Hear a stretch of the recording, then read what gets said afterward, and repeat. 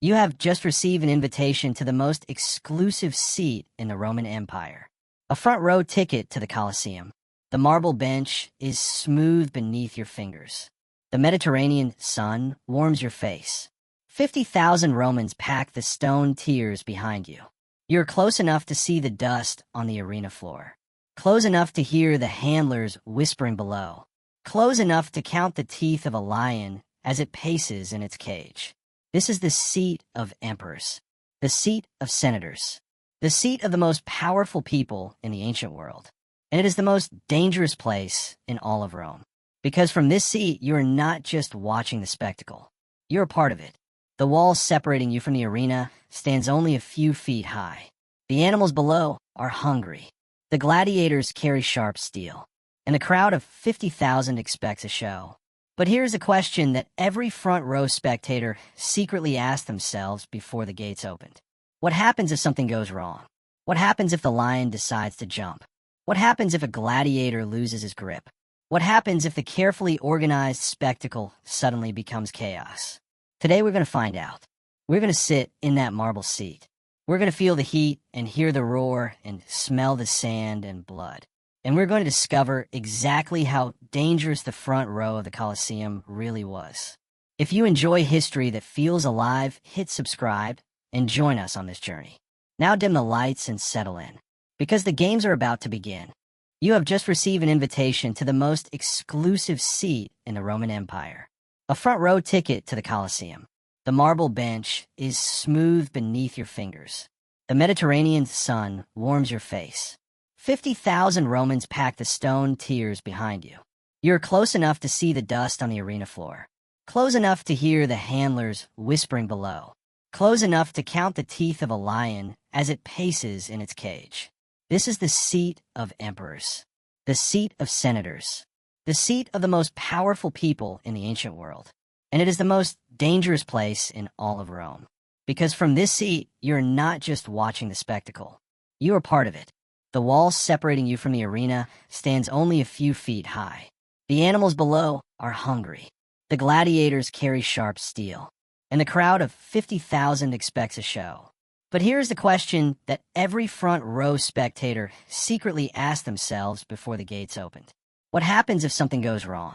What happens if the lion decides to jump? What happens if a gladiator loses his grip? What happens if the carefully organized spectacle suddenly becomes chaos? Today we're going to find out. We're going to sit in that marble seat. We're going to feel the heat and hear the roar and smell the sand and blood. And we're going to discover exactly how dangerous the front row of the Colosseum really was. If you enjoy history that feels alive, hit subscribe and join us on this journey. Now dim the lights and settle in, because the games are about to begin. Before we enter that world of dust and danger, we must first understand the prize. The front row seat was not merely a place to watch. It was a public declaration of who you were in the eyes of Rome.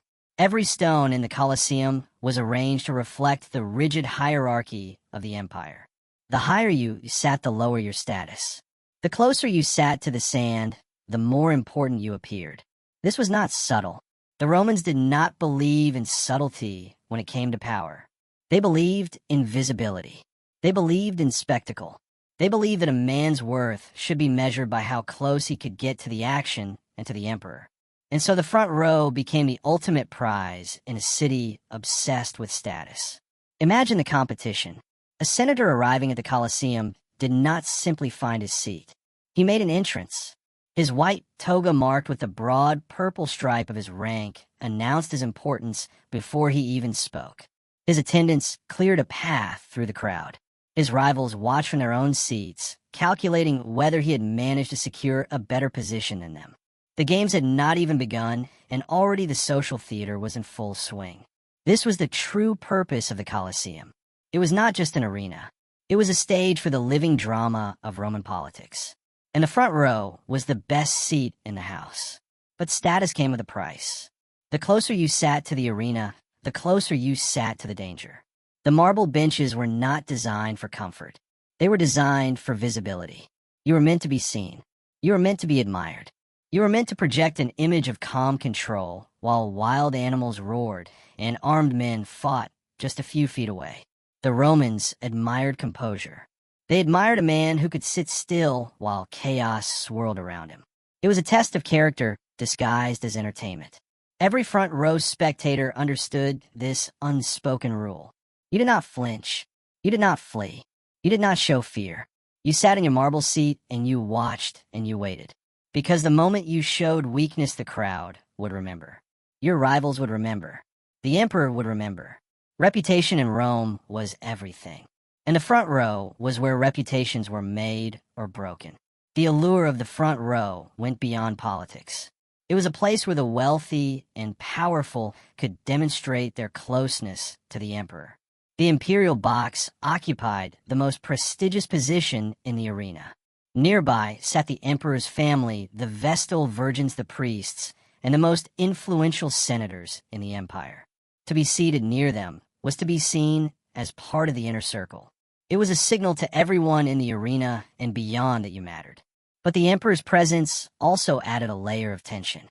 The ruler of the Roman world was watching. His approval could elevate a senator's career. His displeasure could end it. Every gesture, every word, every reaction was noted and judged.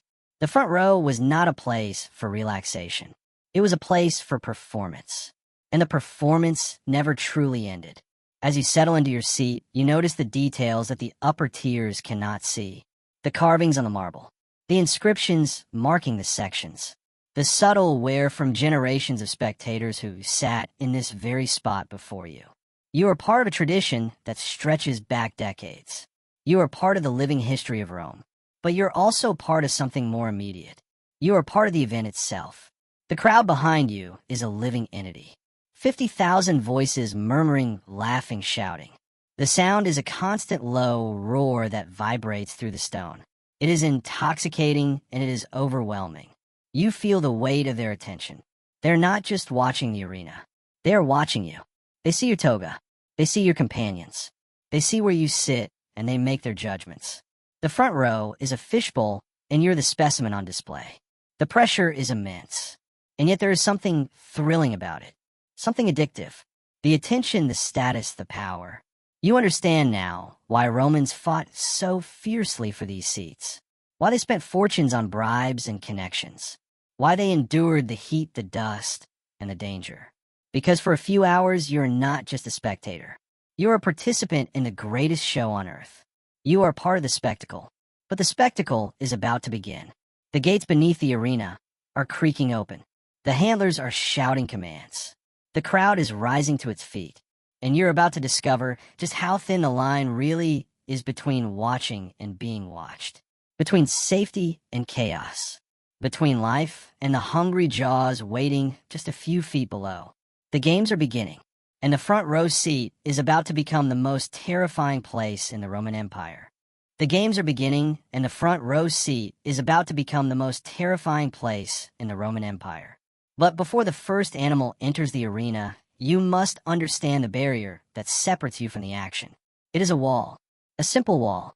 It stands only a few feet high, and it runs along the edge of the arena floor. From your marble seat, you can see every scratch and stain on its surface. You can see where gladiators have leaned against it during breaks in the fighting. You can see where weapons have left their marks. You can see the faded paint that once decorated its surface. This wall is your only protection, and it is not very impressive. The Romans called this barrier the podium. It was designed to keep the audience separate from the arena while still maintaining a sense of closeness. The engineers who built the Colosseum understood that the crowd wanted to feel the danger. They wanted to hear the roar of a lion as if it were right next to them. They wanted to see the sweat on a gladiator's brow. They wanted to smell the blood and the sand and the fear. The wall was a compromise between safety and spectacle. And like many Roman compromises, it leaned heavily towards spectacle. From the upper tiers, the barrier seems like a minor detail. But from the front row is a constant presence. A reminder that you're not watching from a distance. You're sitting right at the edge of chaos. The wall is low enough that a tall man could peer over it easily. It is low enough that a charging animal might see the faces of the spectators just beyond it. It is low enough that you can feel the vibrations of the arena floor through the stone beneath your feet. The engineers who designed this barrier were not careless. They understood the risks of placing spectators so close to wild animals and armed combatants. But they also understood that the crowd loved the thrill of danger. The wall was a calculated gamble, a way to make the audience feel alive while still providing a measure of protection. Of course, protection is a relative term. The barrier was not designed to withstand a full charge from a lion or a rhino. It was designed to provide a visual and psychological boundary rather than a physical one. The Romans knew that a truly determined animal could probably breach the wall. They knew that a gladiator who lost control could potentially land among the spectators. They knew that chaos had a way of finding weaknesses in even the best laid plans. And yet they chose to keep the barrier low. They chose to keep the front row seat close to the action. Because the closeness was the point. The tension was the point. The unspoken understanding between the audience and the arena was the point. The front row was not for the faint of heart. It was for those who wanted to feel the pulse of the spectacle. It was for those who were willing to accept the risk in exchange for the thrill. The barrier was a statement about Roman values. It said that life was dangerous. It said that the world was unpredictable. It said that the powerful could afford to sit close to the chaos because they were not afraid of it. Or at least they pretended not to be afraid. The Romans admired courage above almost everything else. A man who sat calmly in the front row while a lion roared just a few feet away was a man of character. A man who flinched or fled was a man of weakness. The barrier tested these qualities every single day. It forced the audience to confront their own fears. It reminded them that safety was never guaranteed. It made the spectacle more intense because the danger was real. The wall may have been low, but it was also reinforced in ways that were not immediately visible. The Romans added metal screens to protect the audience during the most dangerous events. They installed rollers on top of the barrier to prevent animals from climbing over.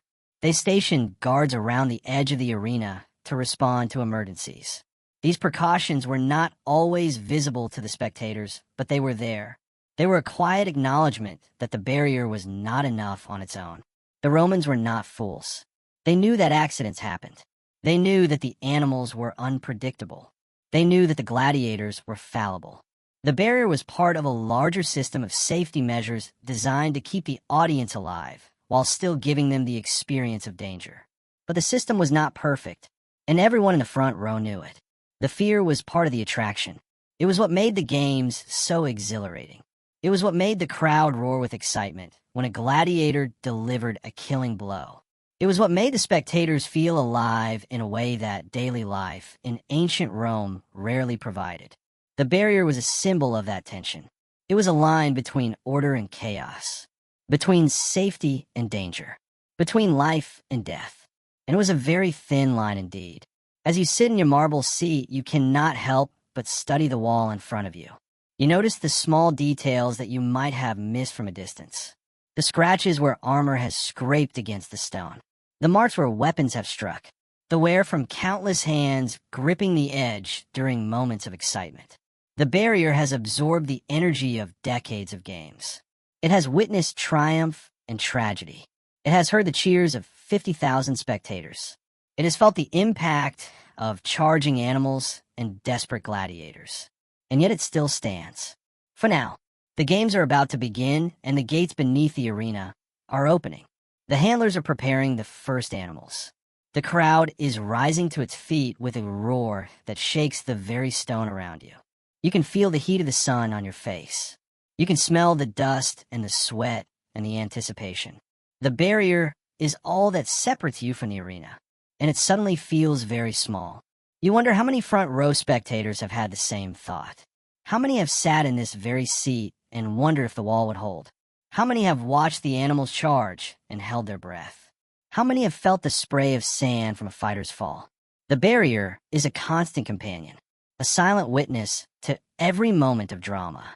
And as the games begin, you realize that it is not just a wall. It is a reminder of the delicate balance between spectacle and survival. The barrier is a constant companion, a silent witness to every moment of drama. And as the games begin, you realize that it is not just a wall. It is a reminder of the delicate balance between spectacle and survival. The gates beneath the arena grown open. Dust billows into the sunlight. And then you hear it, a low, rumbling growl that seems to rise from the very earth beneath your feet. The crowd erupts. 50,000 voices become one deafening roar. You are on your feet before you realize what you are doing. Your heart is pounding. Your palms are sweating. And emerging from the darkness below is a lion. It is enormous, larger than anything you have ever seen. Its muscles ripple beneath its golden fur. Its tail flicks with barely contained aggression. Its eyes scan the arena with a hunger that makes your blood run cold. The lion pauses in the center of the arena. It turns its massive head and looks directly at the front row. At you. For a moment, the world goes silent. You cannot hear the crowd. You cannot hear the handlers shouting. You cannot hear anything except the pounding of your own heart. The lion takes a step toward the barrier, then another. You can see the individual hairs on its mane. You can see the scars on its muzzle. You can see the raw power coiled in its muscles. It is beautiful and terrifying, and it is coming closer. The barrier stands between you and the lion, but it is only a few feet high, and the lion is not showing any signs of stopping. The handlers are shouting now. They are waving spears and torches. They are trying to redirect the animal toward the center of the arena. But the lion seems unconcerned. It continues its slow, deliberate advance. The crowd is holding its breath. You can feel the tension rippling through the stone seats around you. This is the moment everyone came to see. This is the moment when the spectacle becomes real. The lion reaches the barrier. It pauses. It looks up at you with those hungry eyes. And then it roars. The sound is like nothing you have ever experienced. It seems to shake the very bones in your body. You feel the vibration through the marble seat. You feel it in your chest. You feel it in your teeth. The roar is a physical presence, a declaration of power, a reminder that this creature is not a performer. It is a predator, and you are within its reach. The handlers finally manage to distract the lion. It turns away from the barrier and lumbers toward the center of the arena, where a group of armed hunters is waiting. The crowd exhales. The roar of approval is deafening. But you cannot move. You cannot speak. You cannot look away from the spot where the lion stood. You are still trembling. The barrier suddenly seems impossibly fragile. The handlers begin the hunt. They move with practiced precision. They know the lion's patterns. They know how to keep it moving. They know how to tire it out before delivering the killing blow. But they also know that the animal is unpredictable. They know that one wrong move could send it charging toward the edge of the arena, toward the barrier, toward the front row. The hunters are skilled. They are experienced. But they are also mortal men facing a creature that weighs more than a cart full of stone. The lion is faster. It is stronger. It is more dangerous than any of them. And they know it. The hunt continues. The lion dodges and weaves. It snaps at the spears. It roars with fury. The crowd is ecstatic. They are cheering and shouting. They are leaning forward in their seats, desperate for a better view. But you are frozen. You can only watch. You can only wait. And you can only hope that the hunters maintain control. The lion charges again. This time it is heading directly toward the barrier. The crowd gasps. People in the front rows instinctively lean backward. Some scream. Some cover their faces. You find yourself pressing back against your marble seat as if you could somehow escape through the stone. The lion crashes into the barrier with a sickening thud. The impact shakes the entire front row. You can feel the vibration in your teeth. You can see the dust and stone chips fly into the air. The wall holds, but only barely. The lion is dazed for a moment. It shakes its massive head and growls in frustration. The hunters are already moving in.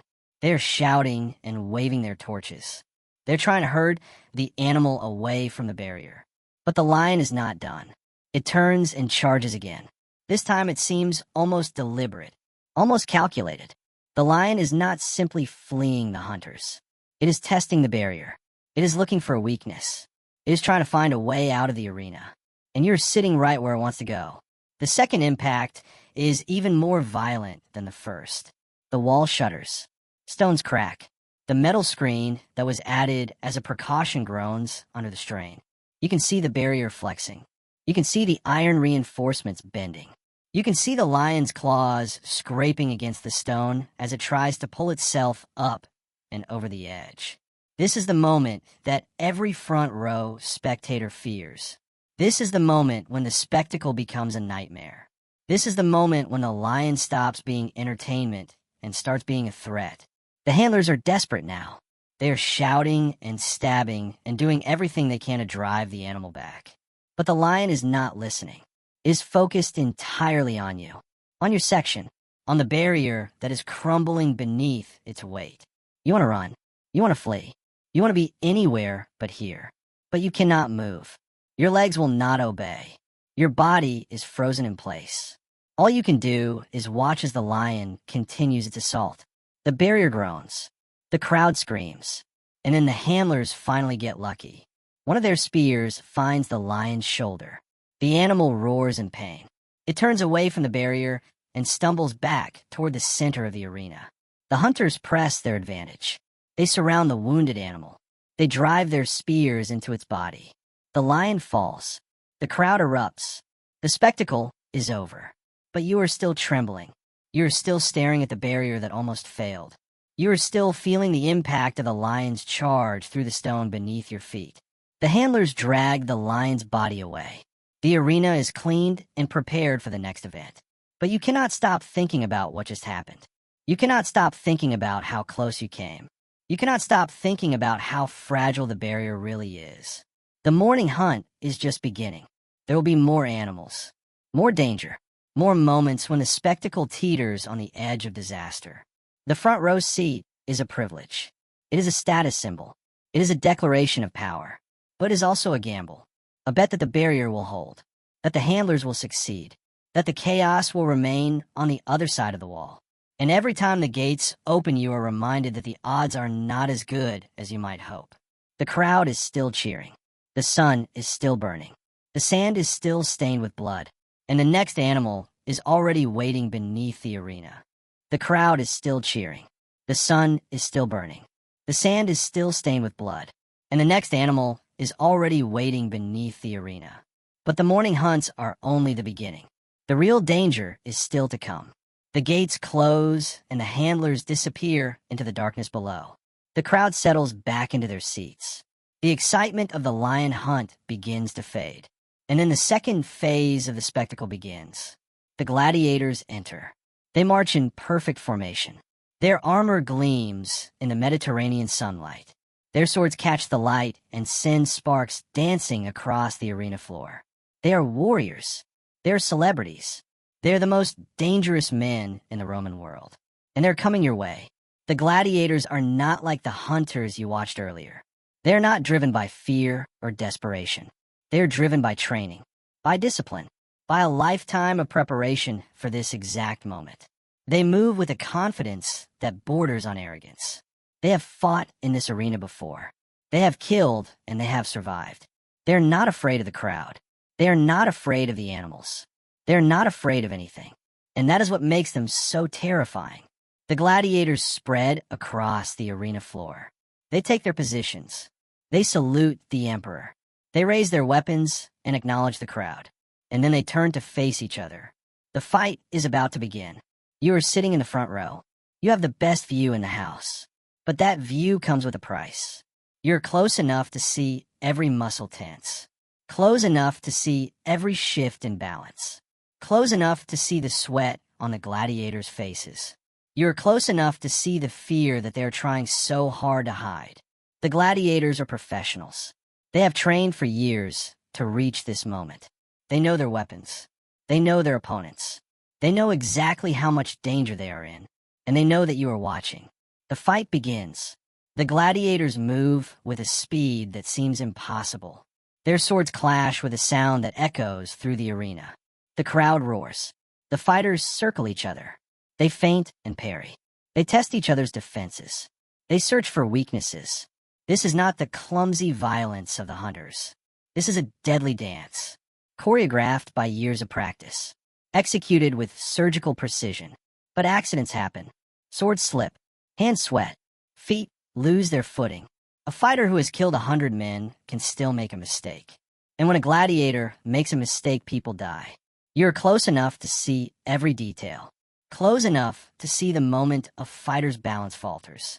Close enough to see his opponent's eyes light up with recognition.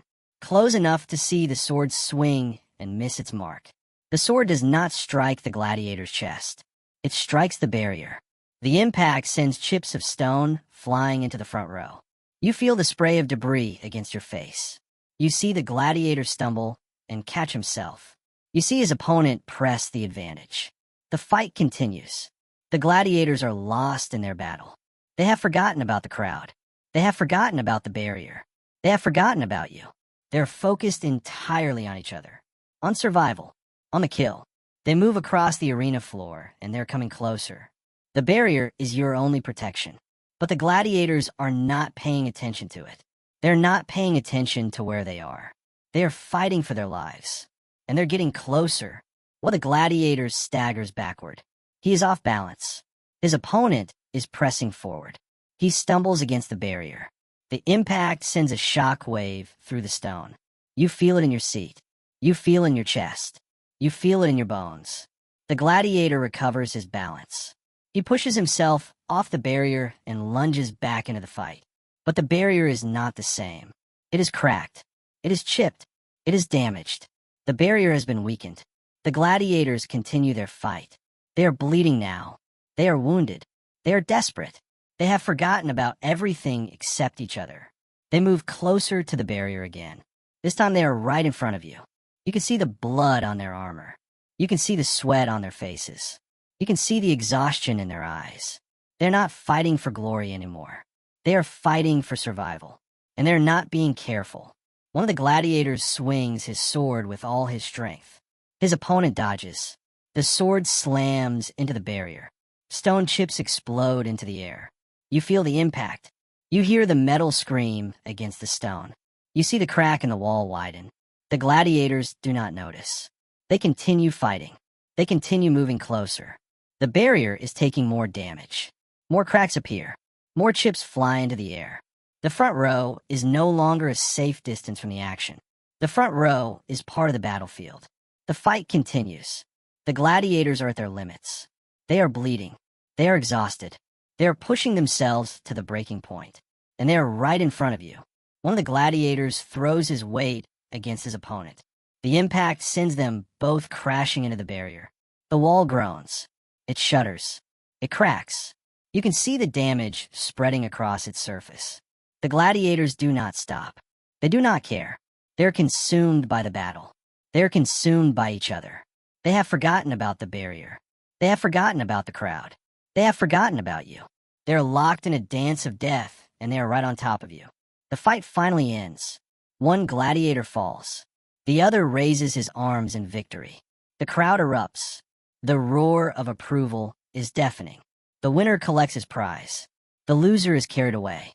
The sand is stained with blood. The barrier is covered in cracks and marks. The front row is covered in dust and debris. You're still trembling. You're still processing what you have just seen. You're still feeling the impact of the gladiators against the barrier. The fight is over. But the spectacle is not finished. The next event is coming. More gladiators. More battles. More danger. The barrier is weakened now. It is cracked. It is damaged. It is not as safe as it was before. But nobody cares. The crowd is still cheering. The emperor is still watching. The spectacle must go on. The spectacle must go on. But as you sit in your marble seat, still trembling from the gladiators' assault, you cannot help but notice someone else in the arena. Someone who has been watching you just as closely as you have been watching the fighters. The emperor. The imperial box is positioned just to your left. It is the most prestigious location in the entire Colosseum. It offers the best view of the arena. It offers the best view of the crowd. And it offers the best view of the front row. The emperor is not just watching the games. He is watching the spectators. He is watching you. The emperor sits on a throne of marble and gold. His purple robes catch the sunlight and seem to glow with an otherworldly radiance. He is surrounded by guards and advisors and attendants. But his eyes are fixed on the arena, and occasionally his gaze drifts to the front row. You feel the weight of his attention. You feel the pressure of his presence. You feel the knowledge that he is judging everything you do, every reaction, every gesture, every expression. The front row is not just a seat, it is a stage, and the emperor is the ultimate audience. The games are a form of politics. They're a way for the emperor to connect with the people, to demonstrate his power, to remind everyone in the arena that he is the ruler of the Roman world. But the games are also a way for the emperor to assess the loyalty and character of the elite who occupy the front row. He watches them as they watch the spectacle. He notes who cheers enthusiastically and who remains silent.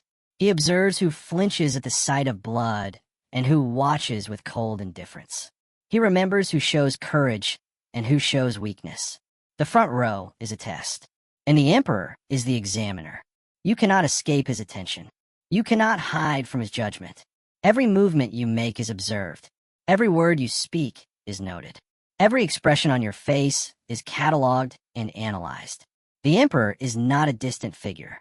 He is sitting just a few feet away, close enough for you to see the details of his robes, close enough to see the gleam of his jewels, close enough to see the expression on his face. You can see whether he is pleased or displeased. You can see whether he is amused or bored. You can see whether he is watching the spectacle or watching the spectators. The emperor is a performer too. He is performing for the crowd just as much as the gladiators are. His every gesture is calculated.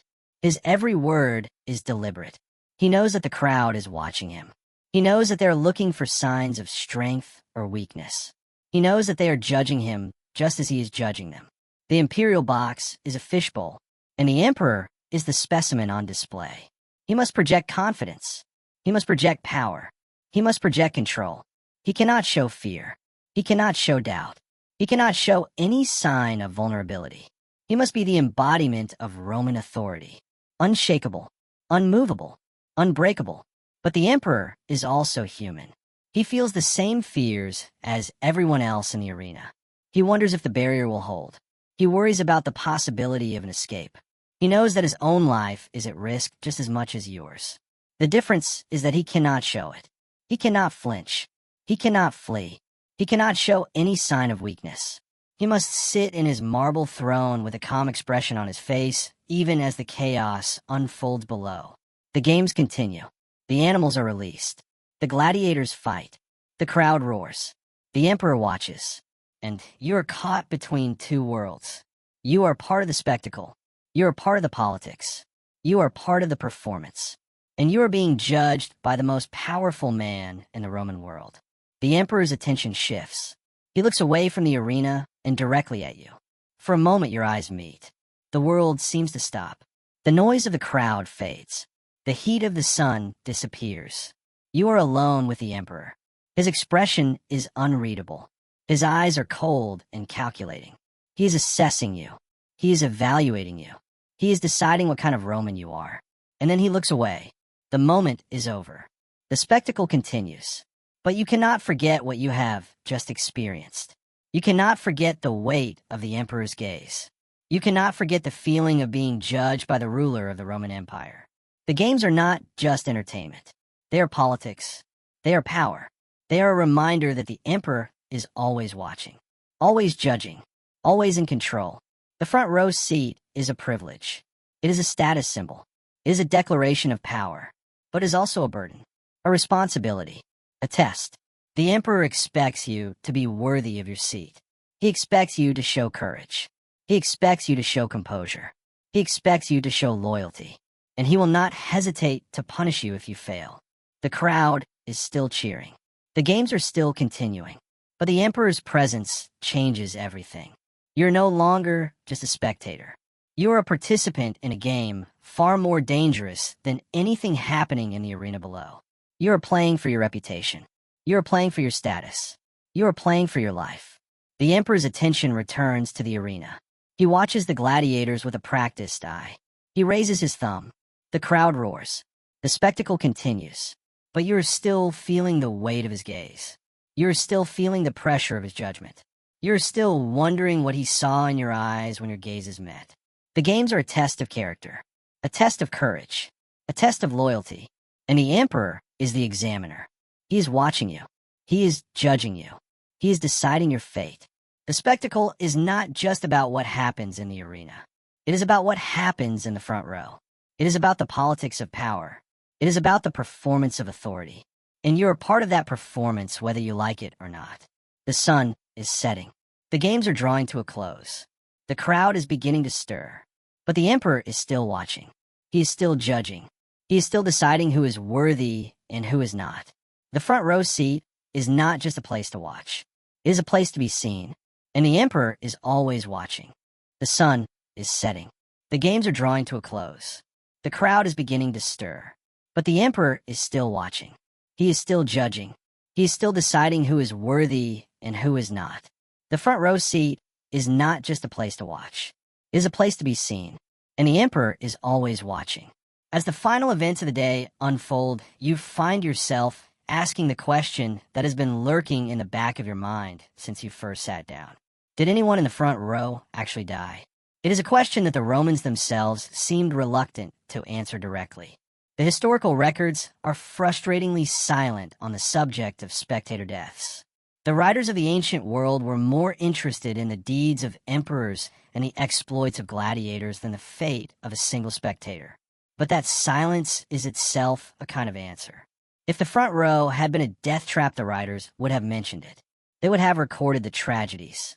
They would have used them as cautionary tales about the dangers of seeking status too eagerly. The fact that they did not suggest that deaths were rare. Remarkably rare given the circumstances. But rare is not the same as impossible. Accidents happened. The Romans were practical people. They understood that chaos was a part of life. They understood that the games were dangerous. They understood that sitting in the front row carried a risk. And they accepted that risk as part of the price of prestige. The historical record does contain a few accounts of disaster. The most famous example comes not from the Colosseum, but from a wooden arena at Fidene. The structure collapsed during a show. Thousands of spectators were killed or injured. The news spread across the empire. The emperor took action. Laws were passed to ensure that arena construction met minimum standards. The tragedy was remembered for generations. But it was an exception, a warning rather than a pattern. The Colosseum itself was remarkably well engineered. The stone structure was built to last. The tunnels and cages were designed with safety in mind. The barriers were reinforced. The guards were stationed. The system worked most of the time, but accidents still happened. A panicked animal might break through a flimsy gate. A gladiator's sword might fly into the crowd. A section of the seating might collapse under the weight of too many spectators. The Romans were not perfect. They made mistakes. They miscalculated. They underestimated the forces they were dealing with. And sometimes people died. The exact number of front row deaths is impossible to determine. The Romans did not keep detailed statistics on spectator casualties. They did not have a system for reporting and investigating accidents. They did not have modern standards of transparency and accountability. What happened in the arena stayed in the arena. The dead were buried. The injured were treated. The spectacle continued. There is something unsettling about this silence. Something that speaks to the Roman attitude toward death. The Romans were not afraid of death in the way that modern people are. They saw it as a natural part of life, an inevitable outcome, a fate that could not be avoided. They accepted it with a stoicism that seems almost alien to modern sensibilities. A spectator who died in the front row was not a tragedy. He was a victim of bad luck, a statistic, a footnote in the history of the games. The loss of a senator might be noted. The death of a wealthy merchant might be recorded, but the death of an ordinary spectator would pass almost unnoticed. The Romans had a word for this attitude: fortuna, luck, fate, the belief that life was governed by forces beyond human control. The front row seat was a gamble, a roll of the dice, a bet that you would survive the day. Most of the time, the bet paid off, but sometimes it did not. And when it did not, the Romans accepted the outcome with a shrug. That is the way of the world. That is the way of the games. That is the way of the front row seat. The silence of the historical record tells us something important. It tells us that death in the front row was not a common occurrence. It tells us that the system worked most of the time. It tells us that the Romans were not careless with the lives of their citizens. But it also tells us that they were not overly concerned with safety. They were not obsessed with eliminating all risk. They were not driven by a modern desire for absolute security. They accepted the danger as part of the experience. They accepted the possibility of death as part of the thrill. And they accepted the silence that followed when a spectator died. The games were a reflection of Roman values. They were a celebration of power and status and courage. They were a reminder that life was short and unpredictable. They were a test of character and composure. The front row seat was the ultimate expression of those values. It was the place where the elite could demonstrate their worth. It was the place where they could prove their courage. It was the place where they could show that they were not afraid. Not afraid of the animals. Not afraid of the gladiators. Not afraid of death itself. The Romans admired that kind of courage. They respected it. They celebrated it. They built an entire culture around it. The front row seat was the symbol of that culture. It was the place where the powerful could stand before the crowd and say, "I am not afraid." And the crowd would cheer. The sun is still setting. The games are ending. The crowd is filing out of the Colosseum. The sand is stained with blood. The barriers are cracked and scarred. The emperor has left his box. The spectacle is over.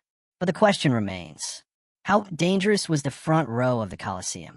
The answer is as complex as the Romans themselves. It was dangerous enough to be exciting. It was safe enough to keep selling seats. It was a gamble that most people were willing to take. It was a risk that the elite accepted as the price of power. It was a reminder that life is fragile and unpredictable, and that even the most powerful people in the world are not immune to fate.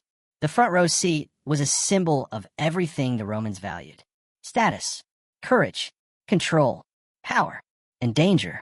It was the place where the best and worst of Rome came together in a single moment. A moment of spectacle, a moment of drama, a moment of life and death. The front row seat was the heart of the Colosseum, and the Colosseum was the heart of Rome.